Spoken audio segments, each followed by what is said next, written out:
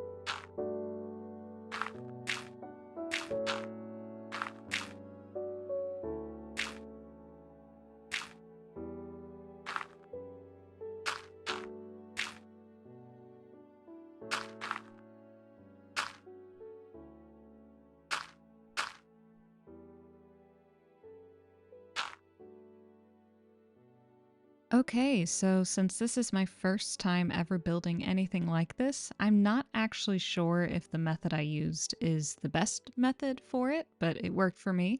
So, what I did was I basically took a single line of dirt all the way down to there and just kind of made it kind of windy, kind of twisty. And then I went through and I thickened it up one block to the side just so I could have a firmer idea of what it would look like when it was thicker. And then I went around behind the back and just added a few blocks here and there. And then I removed some, trying to make it look more organic, more alive. So, yeah, I'm going to repeat that a few more times and then I'll get started on texturing.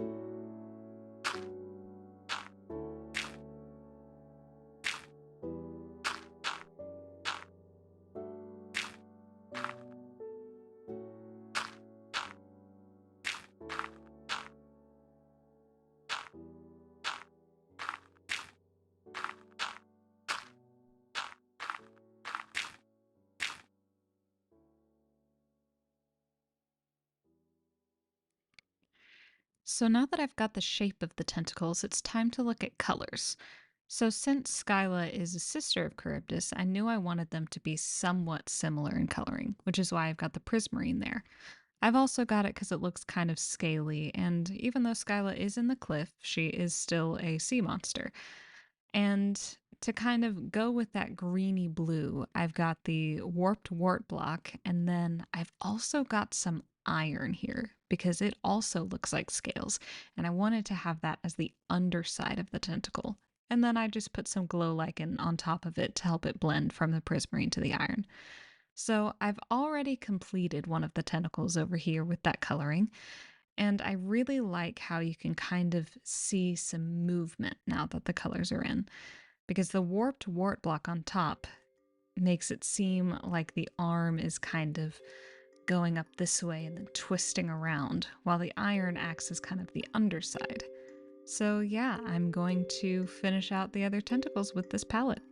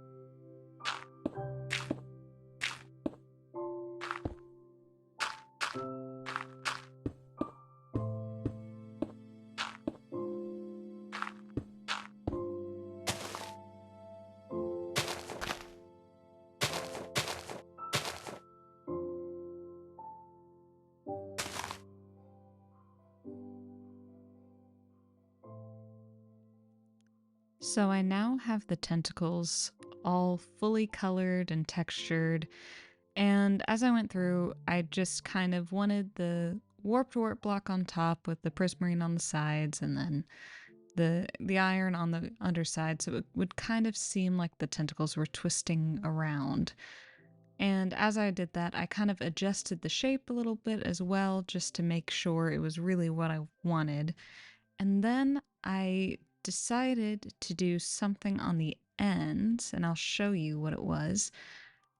Is I wanted to do the end rods like this, but I also wanted to put some tripwire hooks on it because I would imagine Scylla is kind of reaching down and kind of hooking onto her prey. So I wanted her to have a way to do that. So I thought that was a really neat use of that. So yeah, I really want most of her to be kind of a suggestion of a monster there, but I do want her to have a little more of a body than just the tentacles. So what I'm going to do now is widen out this cave and put a little bit of a body in there.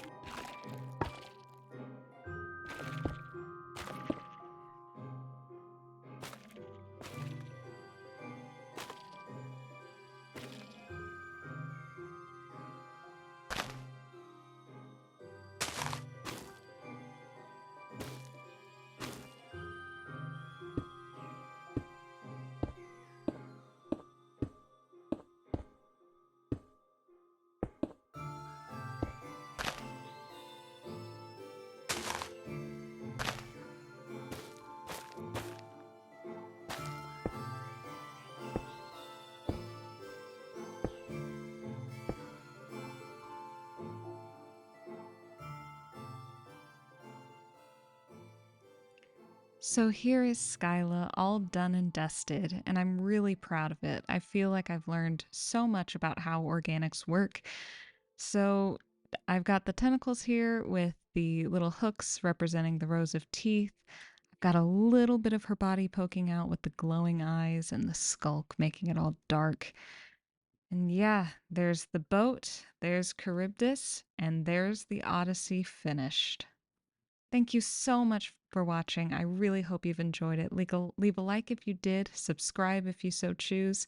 Comment down below what stories you'd like to see me tackle in the future. And don't forget to check out a book from your local library. See y'all!